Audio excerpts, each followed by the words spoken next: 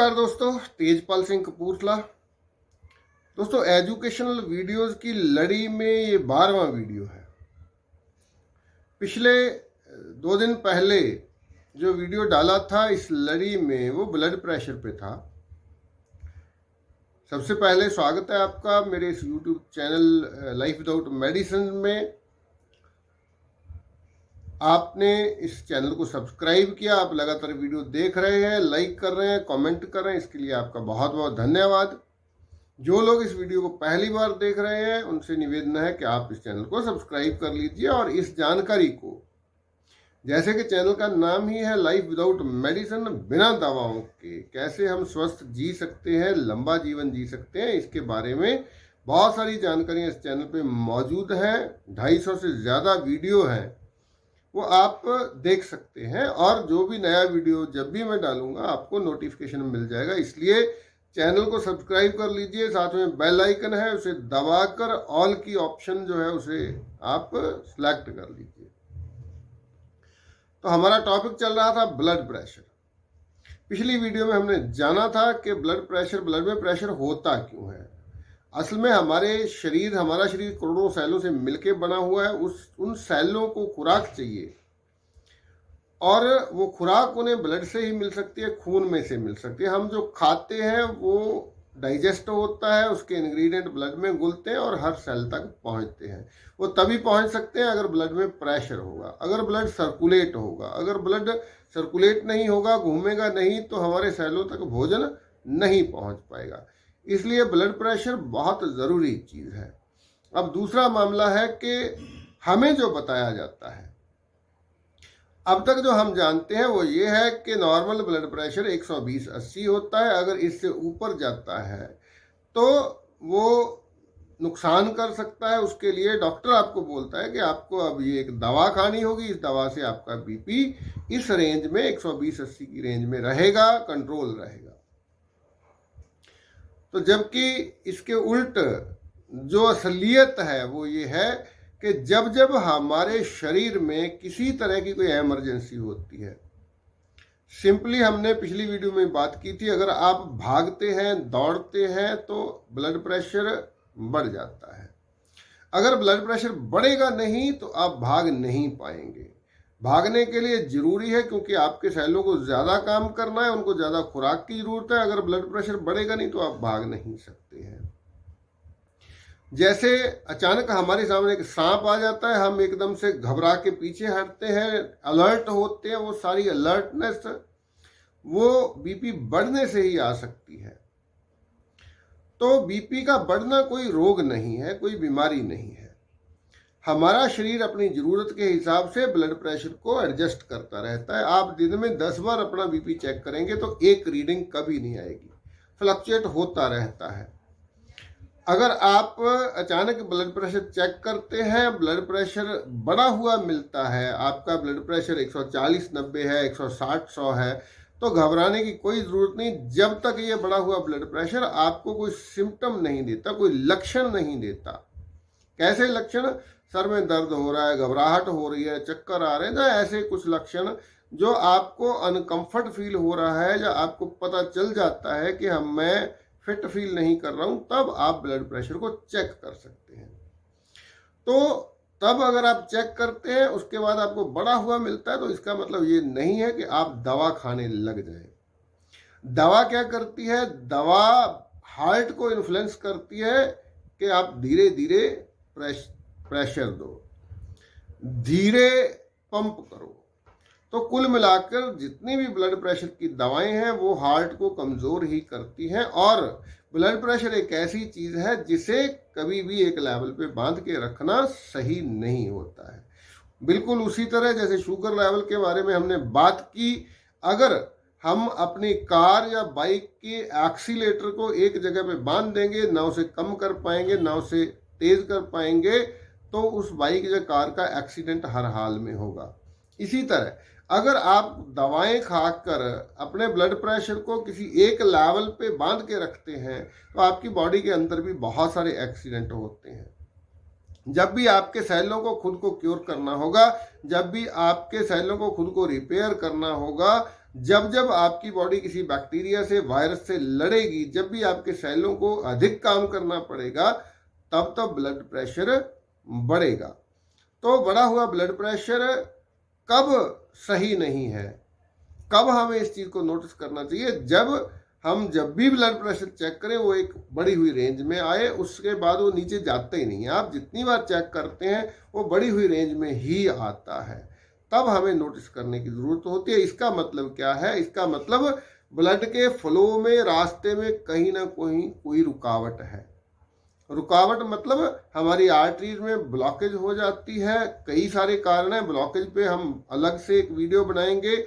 जब भी हमारे आर्टरीज मतलब वो नाड़ियां जिनसे सेलों तक खुराक पहुंचती है, कभी उसमें ब्लॉकेज आ जाएगी तो जैसे हम टैप के आगे, टूटी के आगे पाइप लगाते हैं अपनी कार धोने के लिए, फर्श धोने के लिए, जब पाइप साधारण स्थिति में होता है तो आप देखते हैं कि प्रेशर कम है।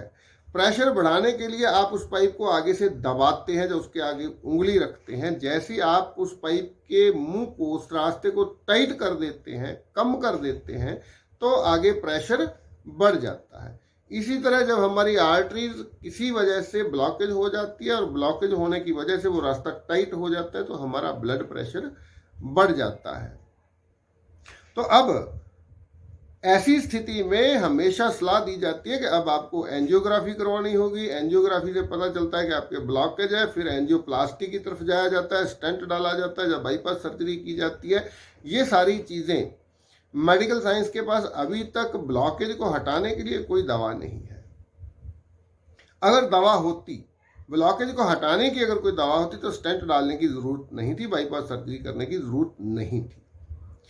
तो ब्लॉकेज को हटाने के लिए एक वो रास्ता है कि आप एंजियोग्राफी करवाएं, एंजियोप्लास्टी करवाएं, स्टेंट डलवाएं। दूसरा रास्ता ये है कि आप अपने लाइफस्टाइल को थोड़ा सा सुधार लें। दोनों में से कौन सा रास्ता चुनना है ये आपके ऊपर है, लेकिन एक बात हम दावे से बोल सकते हैं कि लाखों पेशेंट ऐसे हैं जो केवल लाइफस्टाइल को ठीक करने से जिनकी ब्लॉकेज दूर हो जाती है या हो चुकी है। मैं खुद ब्लड प्रेशर की दवा पिछले 15 साल से ले रहा था। मैंने खुद अपनी ब्लड प्रेशर की दवा बंद की है, अब कभी मेरा ब्लड प्रेशर नहीं बढ़ता है। तो वो लाइफस्टाइल क्या है? वो लाइफस्टाइल, उसमें शॉर्ट में हम बात करें तो आपको ऐसा खाना नहीं खाना है जिस खाने में केमिकल्स हों, जैसे रिफाइंड फूड। जो भी खाना रिफाइंड होता है उसमें बहुत सारे केमिकल इस्तेमाल किए जाते हैं। Refined sugar, refined oil, refined salt, जिस भी खाने के साथ रिफाइंड शब्द लगता है इसका मतलब उसमें बहुत सारे केमिकल्स हैं। उस खाने को नहीं खाना है।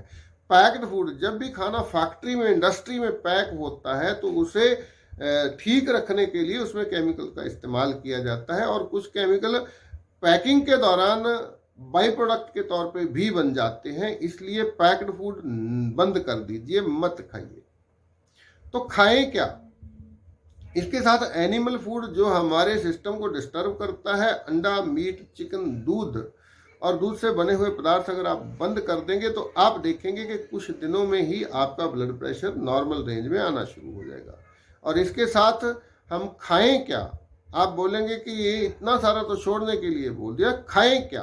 तो खाने के लिए ऐसा खाना खाएं जो नेचर से सीधा आता है, डायरेक्ट आता है। कौन सा खाना?